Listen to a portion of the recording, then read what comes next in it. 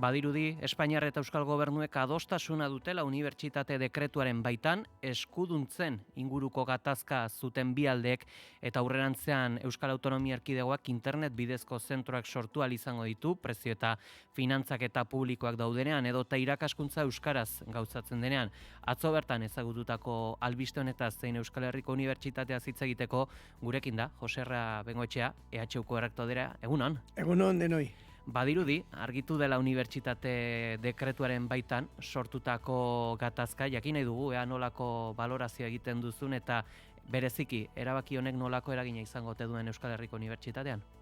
Bai, guk zehaztasunak ez ditu ezagutzen, prentsan irakurri dugu hain zuzen ere, orain eman duzun berria, online unibertsitate berriei dagokienez lortutako akordio ona iruditzen zait, iruditzen baizitzaigun lehen dekretoak nolabaiteko eskuduntzen inbasio bat edo hartze bat suposatzen zuela, eta zentzu horretan zuzendu egiten da, hain zuzen ere, unibertsitate berriak finanziazio publikoa daukanean, edota euskeraz egiteko irakaskuntza eskaintzen duenean, hori ondo iruditzen zaigu, oraingoz ez daukagu horrelako kasurik, baina gerta liteke etorkizunean, eta ezpa ere, ondo dago jakitea eskuduntza jaurlaritzarena izango dela.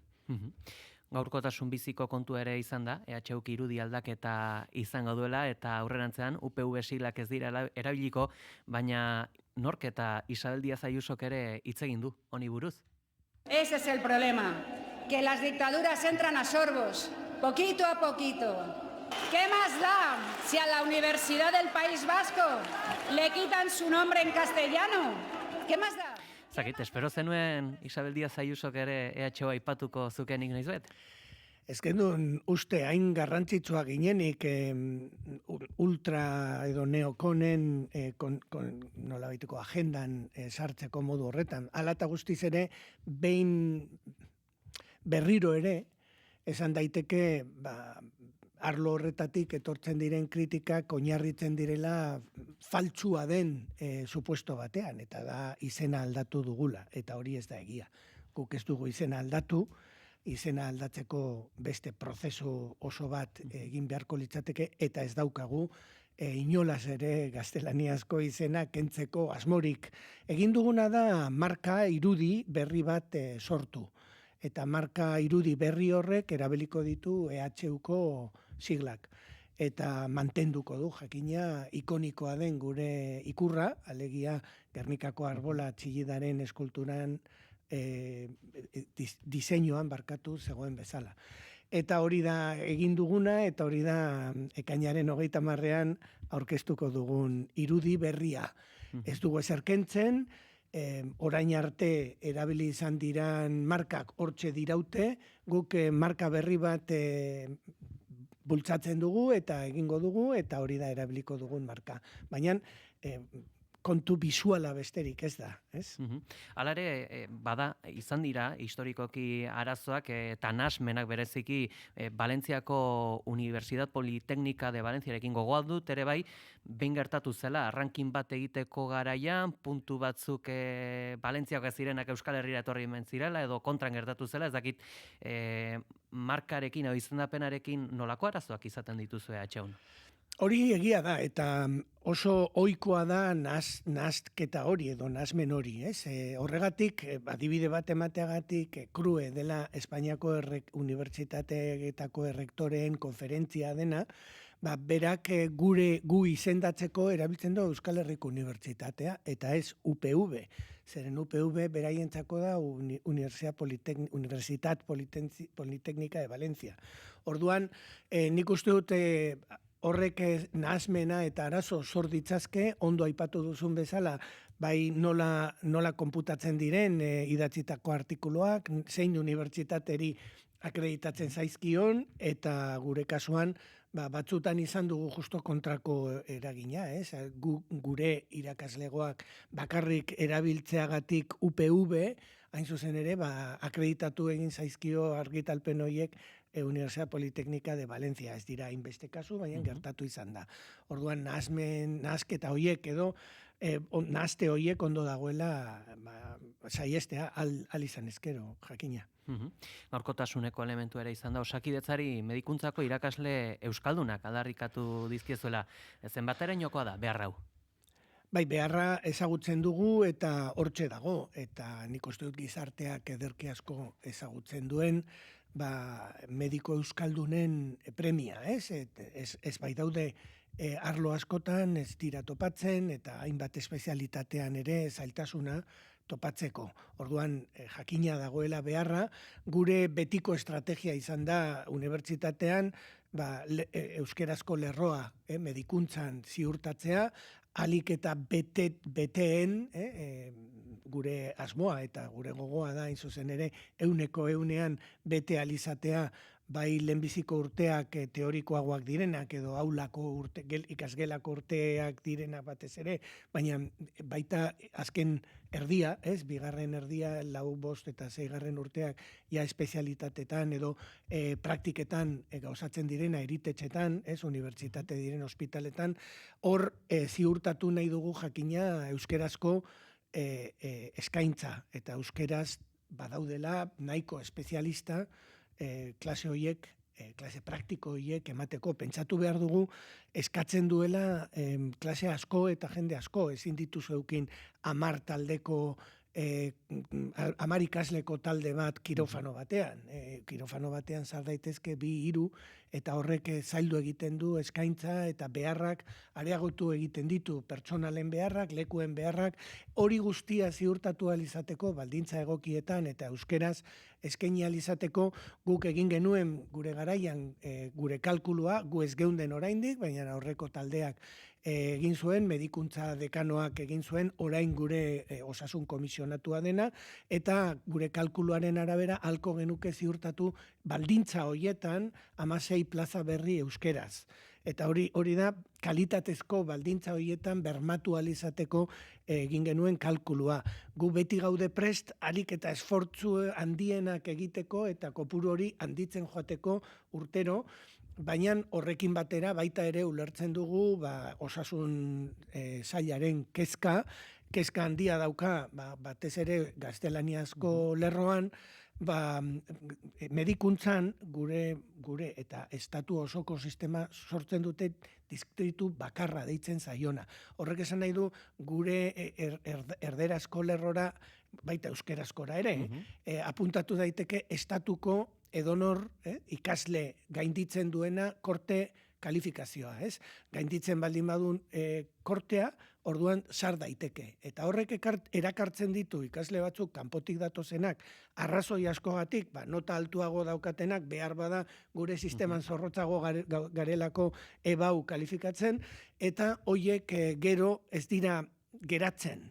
Etorri egiten dira, guk formatu egiten ditu gure sistemarekin, gure rekurtsoekin, eta gero itzuli egiten dira, edo june egiten dira beste estatut. Eta hori kezka handia da, zeren ari gara rekurtsoak eta baliabideak ere zentzu horretan erabiltzen gero gure nolabait ekarria ez daukana.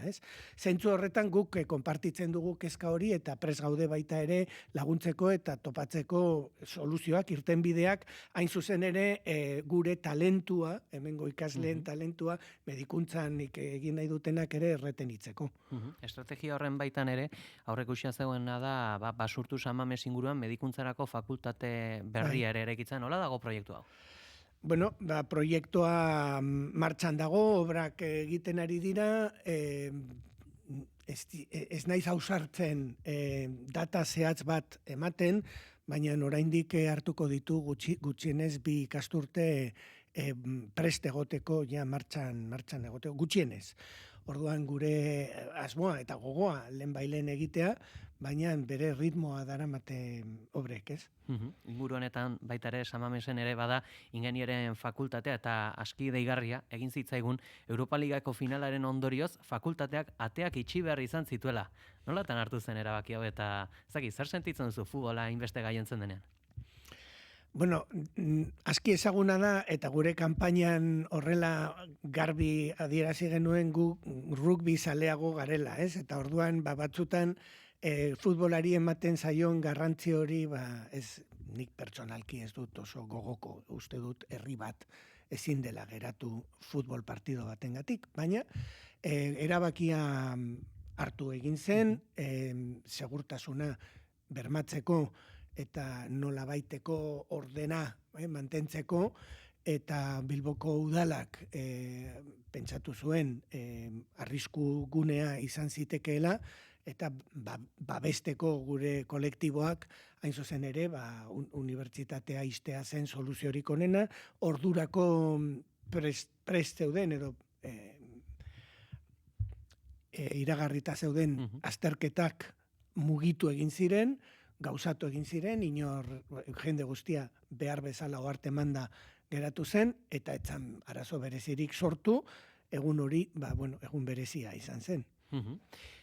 Kanpainara joanez, aldarrikapen handietako bat izan zen, EHUko sistema digitalari buelta bat eman behar zitzaiola, plataforma bateratu bat osatuz, lan hauek nola daz?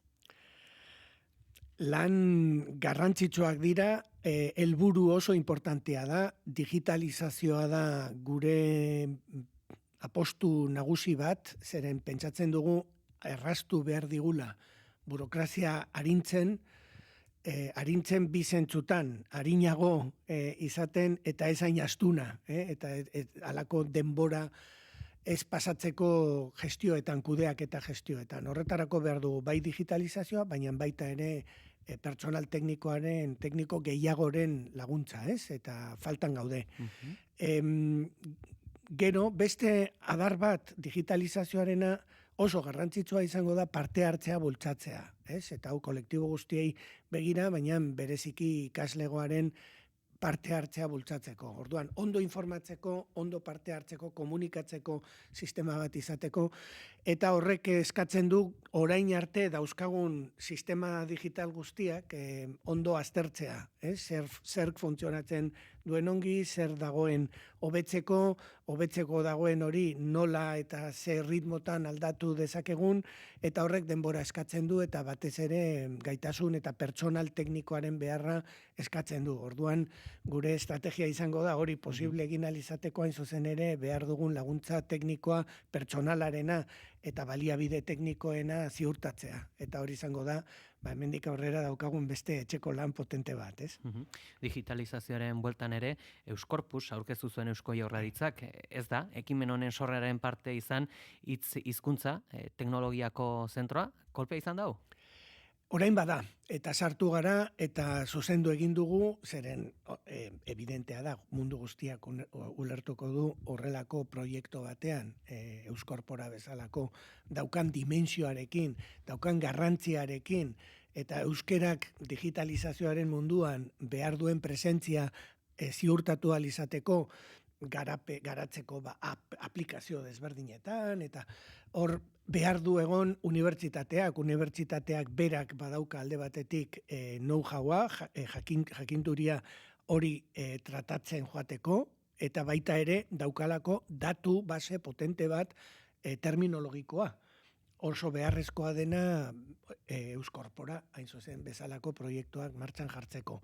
Eta, hasiera batean unibertsitatea etzan egon, gertatu zen hain justu transizio garai horretan aurreko erretoretza taldea oraindikan funtziotan zegoena, eta guk sartzeko zain geundela, tarte horretan aurreko taldea etzan sartu Euskorpora ekimenean, eta gu sartu ginenean, berria ezagutu izan genuenean, pentsatu, han egon behar dugu derrigorrez, eta orduan hitz egin genuen arduradunekin, eta konpondu genuen gaia, eta unibertsitatea Euskorporako zati garrantzitsu bat da eta izango da.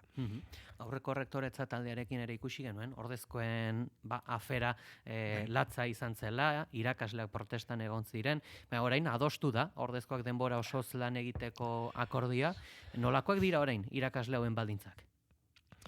Hasiko gara aplikatzen urrengo ikasturtean, gure, ondo esan duzun bezala, gure kanpainatik argi geneukan gai hau konpondu egin behar zela. Kolektibo hau, iaia prekaritate egoera batean aurkitzen zen, ordezkoak izan da, betetzen zituzten unibertsitateak zeukan behar bat, baina kontratatu egiten ziren jardunaldi, zatikako jardunaldian, aldikoa, ez? Eta orduan, egia esan, soldata horrekin batera doan soldata eta baldintza ekonomikoak oso eskasak dira.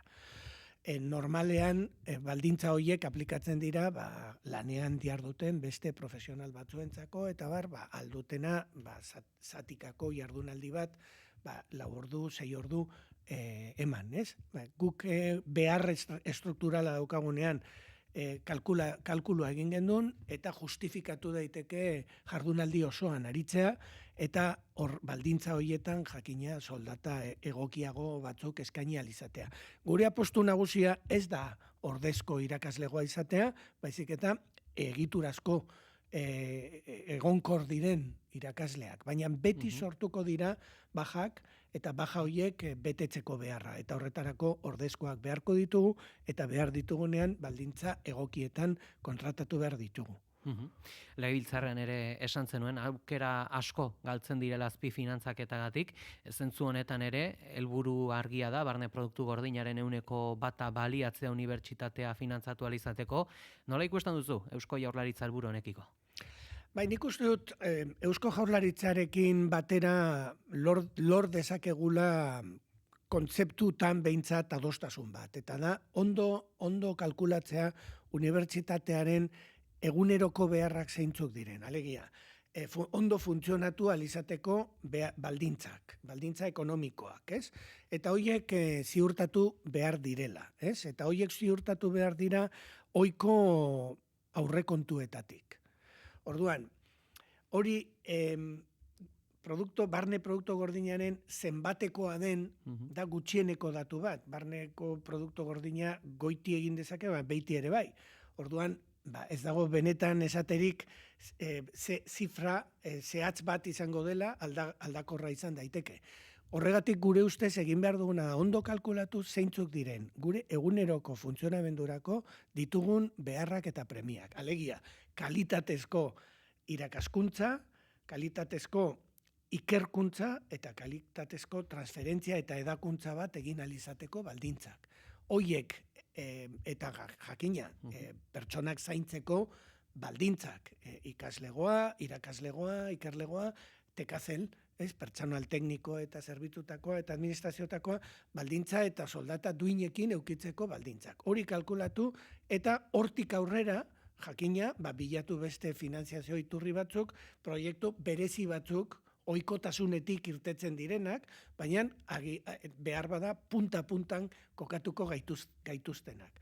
Horietan egon daiteke gero negoziazio zehatzagoak diru horiek eta finanziazio bide horiek lortzeko. Guzti hauekin gaitzen gera. Joxe Rabengoetxea, Euskal Herriko Unibertsitateko errektorea, eskerrik asko gizonetan gure agerturatzeagatik. Eskerrik asko zeuei.